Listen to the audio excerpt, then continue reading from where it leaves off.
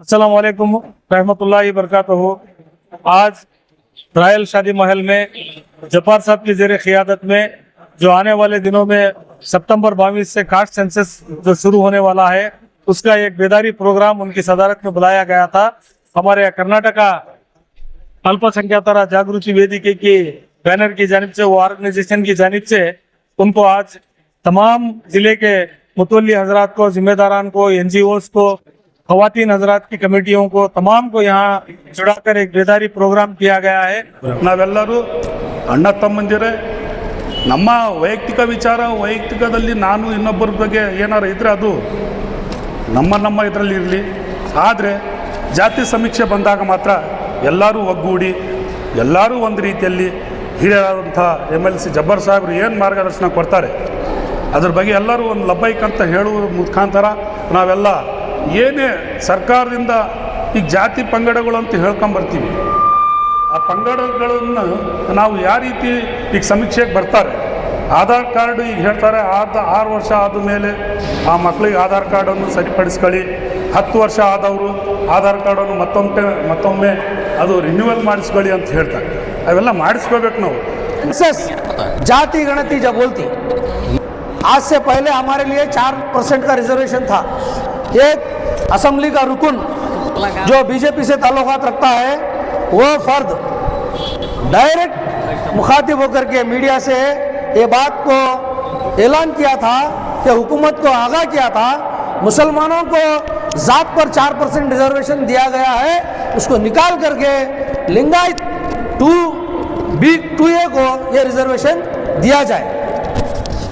मगर उस स्टेटमेंट के मुखालिफत में स्टेट में कितनी जगह पर नाराजगी का इजहार हुआ, कहीं पर भी इसकी फिक्र हो या चर्चा हुई नहीं। कि यहाँ हमारे दावनेर के जो सुन्नी उलमा बोर्ड के जो आलिमा हैं, उनको भी पर्सनली उनको बुला कर को हमें है ना, जो भी अब नेक्स्ट मीटिंग करते हैं उसमें उनको अलग ही बुला को मुस्लिम हॉस्टल में चल है, एक वहाँ ऊपर हॉल है, अब यहाँ ज़रा साउंड भी आपको हो रहा है, ज़रा ज़्यादा तादाद में नहीं है जमीन, ठीक है, वहाँ पे करें तो क्या होता, उनको बुला को हमें समझे तो एटलीस्ट उन्हें जुम्मा में हर जुम्मा में ऐलान तो कर सकती है। मस्जिद के ज़िम्मेदार हो, कौम के ज़िम्मेदार हो, आज नौजवान बहुत सारे पढ़े लिखे हैं, ये सभी काम उनकी ज़िम्मेदारी सौंपने के वास्ते मस्जिद के ज़िम्मेदारों को मैं इतला देता हूँ।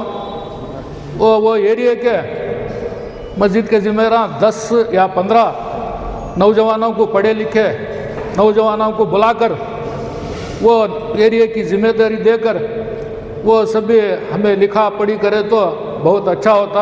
अब जो सेंसस होने वाला है वो इलेक्ट्रॉनिक बेस्ड है, यानी ऐप बेस्ड सेंसस होने वाला है, तो वो ऐप के अंदर हमें कैटेगरीज को अगर रखे मल्टीपल चॉइस के जैसा कि कौन सा है उसको सिर्फ प्रेस करें, वरना क्या होता, खसाब का स्पेलिंग और एक लिखता और एक लिखता, पिंजार का स्पेलिंग एकला और एक लिखता और एक लिखता, पिंजार मुस्लिम कर को लिखता, पिंजार कर को लिखता और एक क्या की लिखता। तो ये रिकमेंडेशन गवर्नमेंट को 2 चीज़ों का देना ज़रूरी है कि नए प्रोफेशंस को हमारे सब कैस्ट के अंदर ऐड करना, दूसरा ऐप के अंदर हमें जो है ये सब कैस्ट को ये करना है। उस जो एक पहचान है ना, उनका प्रोफेशन था वो वहाँ पे लिखा थी। ऐसा 124 प्रोफेशंस है, तो उसके साथ साथ में मेन क्या है कर बोलेगा तो इसे इम्प्लीमेंटेशन कैसा करना, इसे मेन हमारे मस्जिद जो है ना सबसे बेस्ट मीडिया हमारा, हमें इसका सही इस्तेमाल नहीं कर रहे हैं। हमारा जो मीडिया है नहीं, मस्जिद के अंदर अल्हम्दुलिल्लाह मैक्सिमम हर जुम्मा के दिन 90% से ज़्यादा क्या लोग वहाँ पे नमाज पढ़ने के वास्ते जाती हैं। ये जो अभी हमें फिक्र लेकर निकली हमारे जिम्मेदार वो मस्जिदों के जरिए क्या है हमें लोगों तक पहुँचा सकती है। ये छोड़ भाई कोसा की रहेगा है क्या, तो भी रहेगा पढ़ रही कर को खामोश हो जाती है, ठीक है। तो जुम्मा की नमाज़ पढ़ने से पहले भागने का ख्याल रहता हमारा, इसमें ज़्यादा ज़हीन रहता नहीं, इसलिए सेक्रेटरी मुतल्लियाँ जो है उनको एक 10 मिनट इसके बारे में जो है बयान कर को तफसील से समझाए तो ज़हीन में जाता। क्योंकि यहाँ से एक हमारे ख़ुद के दिल को एक वादा कर ले को हमें निकलना, इंशाअल्लाह हमें हमारे मस्जिद से पूरा हमें ऐसा काम करते हैं कर बोल के कर ले वो ये NRC का CAA के मसले में जब लास्ट को हमें मैदान में उतरे वैसा होने का मसला न हो, और ये जुम्मा के दिन मस्जिदा में ऐलान करना बोलना करने की बात कर रही है। है वो लिखाव करिए जो हर एक आपका क्या काम है। अब जैसे कि लेबर काढ़ांगे वो एक धोबी सी पकड़ को कौन हो तो भी काम कर ले जाकर को 99% हमारे काम करने वाले लेबर थी 600। मैं इनसे सबसे गुजारिश करता हूँ कि ये भरपूर उनका क्या लेबर वर्क है वो लिखाओ। हमारे फाजिल एकले बोल रहे थे रिजर्वेशन 4% कहते हुए कर्नाटक में एक भी जगह आवाज उठाई नहीं कर बोल को, ये हमारी बेदारी दिखा रही है, हमें कितना होशियार नहीं कर बोल को। हमारे पास ऑलरेडी मस्जिद कमेटियां मौजूद है, मस्जिद के इमामों के पास ये बहुत बड़ी समझाने की ताकत है। तो बराए मेहरबानी सभी लोग इसी तरह मस्जिदों को, मस्जिद कमेटियों को इस्तेमाल में लाया जाए। ಅತಿಥಿಗಳು ಆಗಿರುವಂಥ MLC ಆಗಿರುವಂಥ ಅಬ್ದುಲ್ ಜಬ್ಬಾರ್ ಸಾಹೇಬರವರೇ ಹಾಗೂ ವೇದಿಕೆ ಮೇಲೆ ಕೂತವ ಎಲ್ಲ ಹಿರಿಯರೇ, ಈ ಜಿಲ್ಲೆಯ ವ್ಯಾಪ್ತಿ ಬಂದಂಥ ಎಲ್ಲ ಮಸೀದಿಗಳ ಮುಖ್ಯಸ್ಥರೇ, ಸಂಘಟನೆಯ ಸಂಸ್ಥೆಗಳ ಎಲ್ಲ ಪದಾಧಿಕಾರಿಗಳೇ, ಬಹಳ ಮುಖ್ಯವಾಗಿ ಮುಸಲ್ಮಾನ ಅನ್ನುವಂಥ ಪದವನ್ನು ಹೃದಯದಲ್ಲಿ ಇಟ್ಕೊಂಡು ಅದಕ್ಕೇನಾದರೂ ನಾವು ಸಾಯೋದ್ರ ಒಳಗಡೆನೆ ನನ್ನ ಮುಂದಿನ ಜನ್ರೇಷನ್ಗೆ ಏನಾದರೂ ಒಂದು ಒಳ್ಳೆಯದು ಮಾಡಬೇಕು ಅಂದ್ಕೊಂಡು ಹೆಜ್ಜೆ ಹಾಕಿ ಇಲ್ಲಿವರೆಗೆ ಬಂದು ಕೂತಿದ್ದೀರಲ್ಲ, ಅದಕ್ಕೆ ಹೇಳೋದು ಸಮಾನತೆ ಅನ್ನುವಂಥದ್ದು ಅಂಬೇಡ್ಕರ್ ಅವರಿಗೆ ಹೆಚ್ಚು ಪ್ರಭಾವಶಾಲಿಯಾಗಿದ್ದು ನಮ್ಮ ಇಸ್ಲಾಮಿನ ಕುರಾನಿನ ಪದಗಳು ಅವತ್ತೇ ಪ್ರವಾದಿಗಳು ಹೇಳಿದ್ದಾರೆ, ಹೆಗಲಿಗೆ ಹೆಗಲಿ ಕೊಟ್ಟು ಕೂರುವ ಏನಾದರೂ ಒಂದು ವ್ಯವಸ್ಥೆ ಇದ್ದರೆ ಅದು ಮುಸಲ್ಮಾನರಲ್ಲಿ ಮಾತ್ರ ಅಂತ.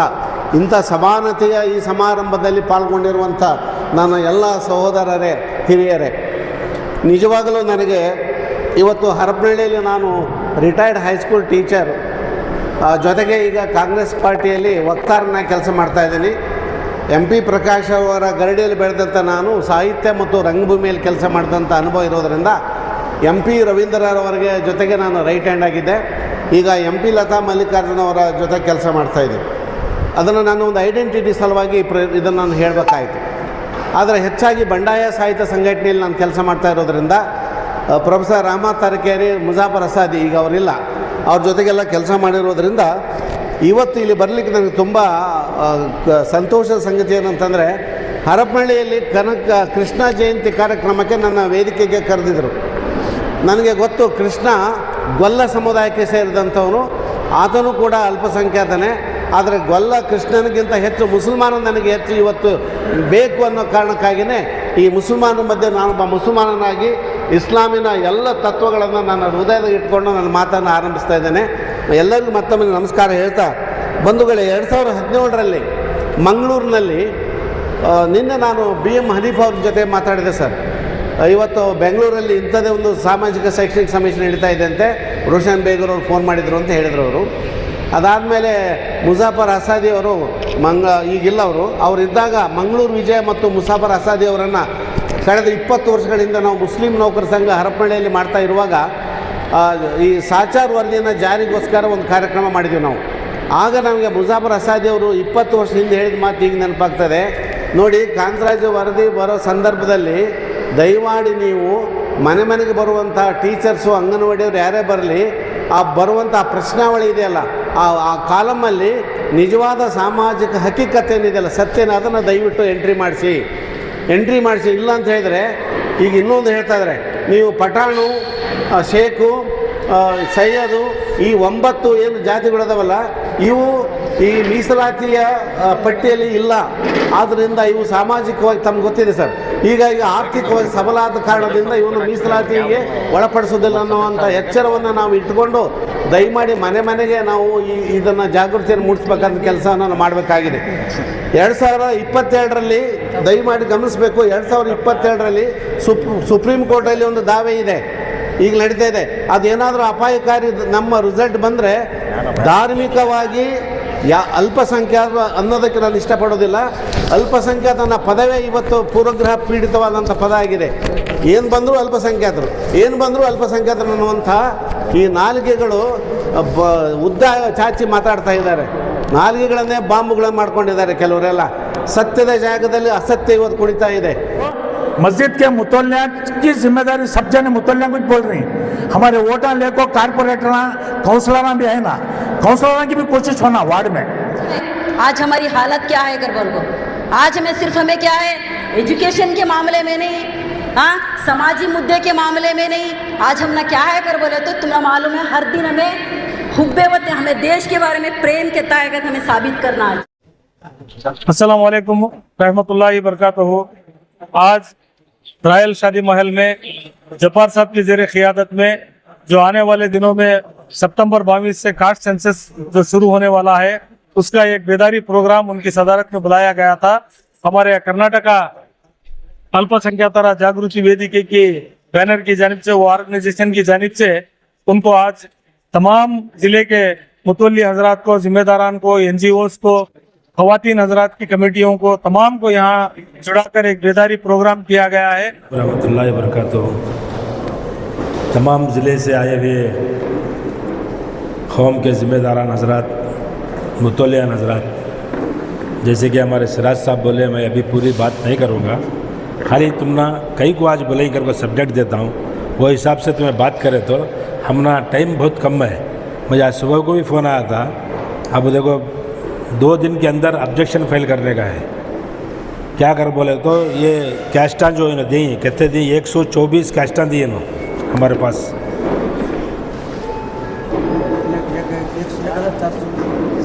124 खाली हमारे,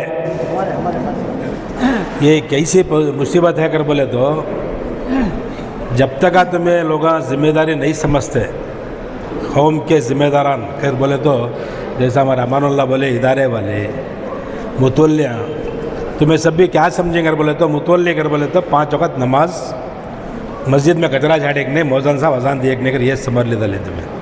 मुतवल्ली की बहुत बड़ी जिम्मेदारी है। जैसा उन्होंने बोले 200 घरों की जिम्मेदारी तुम्हें एक अगले जिम्मेदारों के साथ से लिए तो ये 124 आदेश नहीं हमारे। इसमें कैसे कैसे लिखें कर बोले तो खसाब खसबिन, पिंजार पिंजारी, नदाफ हौरे क्या के, ऐसे 6 7 नमूने के एक एक आदमी के एक ज़ात के नामा लिखे। अब वो कैस्ट के फार्म में जो है 3 चीज़ें रहती हैं, एक रिलीजन, सेकेंड कास्ट, थर्ड सब कास्ट। अब जैसा उन्होंने हमारे एलगार साहब बोले, बहुत इंपॉर्टेंट बात बोले, तुम्हें लोगों को समझ में आया नहीं, कल हमने IAS ऑफिसर, IPS ऑफिसर कल हमने समझाए। ये 8 कास्टां जो है सुप्रीम कोर्ट से जजमेंट हो गए। हमारी कौम में बहुत अपर कास्ट कौन कर बोले तो सैयदा, उनको रिजर्वेशन नहीं आता, पठाना, तुम्हें शेखा, ऐसे उन्होंने 8 बोली। तुम्हें ये सब भी उसमें लिखाना नहीं, मुस्लिम कंपलसरी लिखाने का है। सेकेंड जो है तुम्हारा प्रोफेशन लिखाना, जैसा बोले अब पिंजार कर बोले तो नदाफ कर बोले तो नदाफ कर लिखाओ।